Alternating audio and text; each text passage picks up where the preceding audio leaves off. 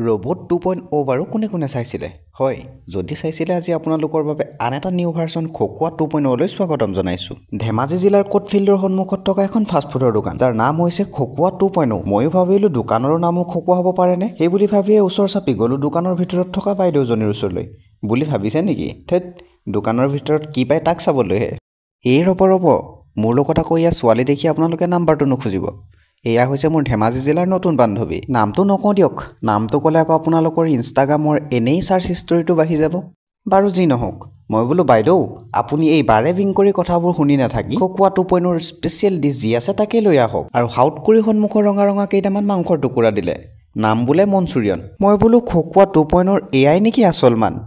তেন্তে মাত এটা আহিল পিছৰ পৰা বোলে ভাইটি ৰবা দি আছো তোমাক বগা গুটি ধেইত মই মমগিটাৰ কথা কৈছো দুষ্টকেইটা মই বোলো দিয়ক বাইদেউ আপোনাৰ সেই বগা মমো আৰু এই ৰঙা মনচুৰিয়ন গুটি বাৰু ৰাইজ এতিয়া টেষ্ট কৰাৰে সময় ৰাইজসকল ধেমাজি টাউনৰ ওচৰে পাজৰে আছে যদি আহিব পাৰে আপোনালোকেও